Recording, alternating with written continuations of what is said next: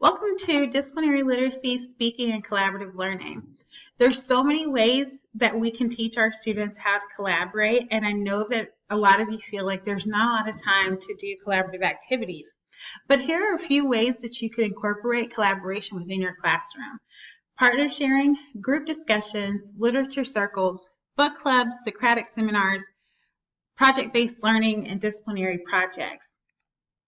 There's a lot of similarities in some of these collaborative activities. It allows our students to have time to negotiate and construct meaning through these communication skills and clarification of ideas and actions. It also helps our students become more respectful within their communities. Why should we collaborate? It's one of the most necessary skills that we're going to provide our students.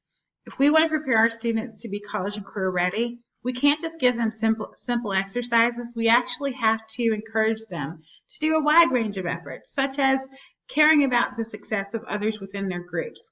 We have to establish norms for constructive feedback, and we have to stimulate those students that are less motivated than others to participate.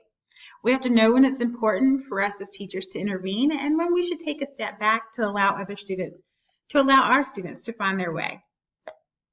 What do students get out of collaboration? Well, in order for students to learn this skill, they have to learn the language of our discipline. It also allows them to listen carefully to other perspectives that they may not hear if the teacher is the only one doing the talking. They get to hold on to their thinking and question the status quo, and they also get to participate in activities of our discipline and construct their own meaning. Collaboration is valuable because it forces us as participants to learn and to practice some of the most important skills that we will use in society today.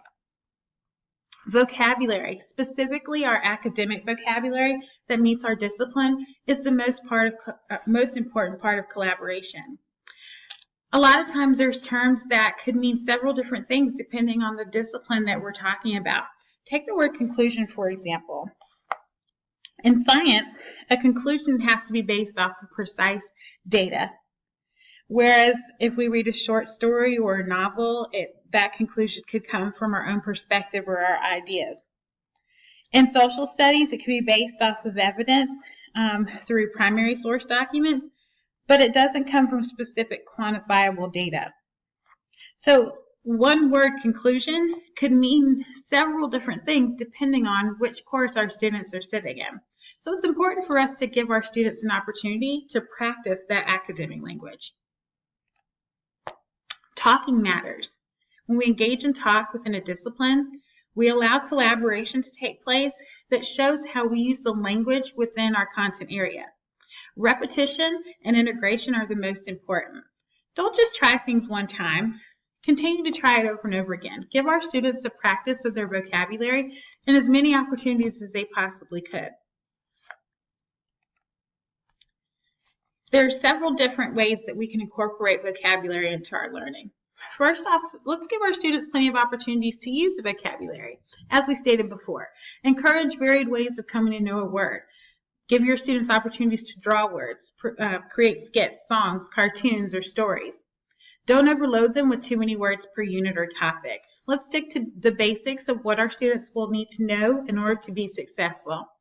We want to use performance-based assessments, where students get to demonstrate the learning of our vocabulary through projects or speeches, simulations. We want them to work together to show they know what the meaning of specific vocabulary words are. Give them graphic organizers such as a Frayer chart and maybe do a gallery walk to show meaning and understanding. Allow teams of students to take turns in creating word walls for specific vocabulary words, and teach our vocabulary within the context of the reading that students are actually learning the vocabulary. We want to make sure that we're not teaching vocabulary in isolation, but we're giving our students opportunities to participate with the words and terms. There are certain shifts that come along with incorporating vocabulary or collaboration within our discipline. A lot of us use things like think, pair, share, and we can adapt that in several different ways to get students accustomed to talking to one another. It doesn't necessarily come natural to use academic language with students. Reduce whole class instruction into shorter mini lessons, giving students more time to actually do the work themselves. giving them time to explain concepts that could be new or come to some sort of understanding. And don't panic if you discover your students have misconceptions while they're engaged in the learning. This is your opportunity to engage students even further and to make them understand why they're coming up with misinformation.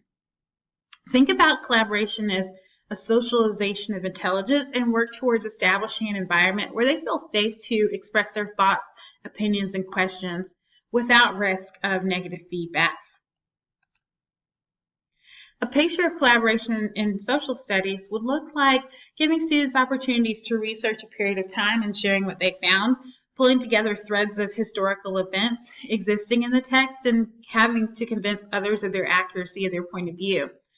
Give them opportunities to role play, debate in class, compare and contrast events that are similar to one another in history.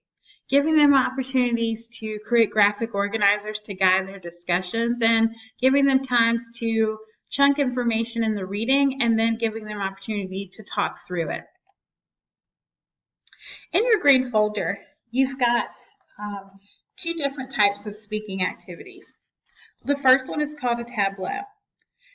I want you to take a second and just read through it and think about whether or not your students could actually use this in the classroom. Students would get an opportunity to take an image or a photo, and then they would have to come up with a skit or a play to determine how that photo from the past could be interpreted based on the knowledge they've learned in the classroom.